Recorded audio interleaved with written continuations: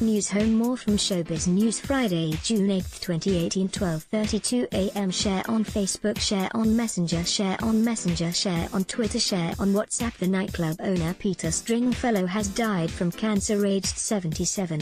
His spokesman has said. The British businessman, who kept his illness secret for many years, died in the early hours of Thursday morning. Stringfellow had revealed in an interview with The Times in 2016 that he had been diagnosed with lung cancer 8 years earlier. Known as the King of Clubs, the entrepreneur opened a string of venues across the US and the UK.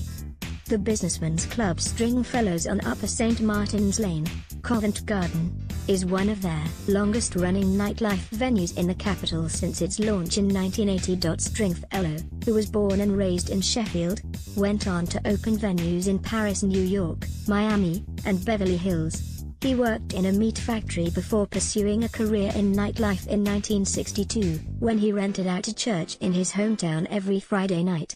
The Beatles agreed to play there in 1963, and the demand for tickets was so great he had to rent out a bigger venue. The same year he opened another club in Sheffield, the Blue Moon, which went on to host acts including the Kinks, Rod Stewart, and Freddie Starr. Stringfellow opened the King Mojo Club in Sheffield in 1964. The likes of The Who, Pink Floyd, Elton John, Stevie Wonder and Tina Turner performed there. After stints running clubs in Leeds and Manchester, Stringfellow relocated to London in 1980, where he would open his eponymous venue. The club was frequented by A-list movie stars, TV personalities, rock stars and models in the years that followed. The venue became notorious for its cabaret of Angels tableside dancing nights, which operated 3 days a week, with its topless women and exuberant after-hours entertainment.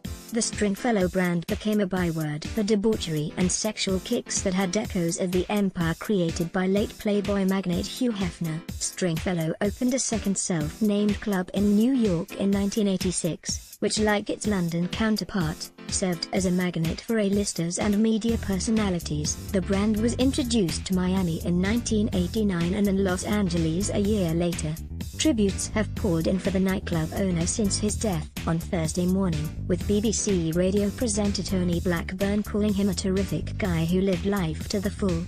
Former boxing champion Frank Bruno said, "I met this man a few times over the years, a great guy and king of the discos. My thoughts are with his family." Comic Rufus Hound wrote, "R.I.P. Peter Stringfellow. You're with the Angels now, so no change there." Stringfellow leaves behind his 35-year-old wife Bella Wright, and his 4 children Rosabella, Angelo, Scott, and Karen. He was also a grandfather to Taylor, Jamie, Thomas, and Isabel. His publicist Matt Glass said, "It's very sad news. He passed away in the early hours of this morning. It was kept very private. He didn't want to tell. He wanted to keep it a secret." The businessman served a brief prison sentence in 1962 for selling stolen carpets, a lesson which he said put him on the straight and narrow. In a 2012 article for The Guardian, he attributed his entrepreneurial spirit to his feisty mother. His father was a steelworker and Stringfellow was the eldest of 4 boys.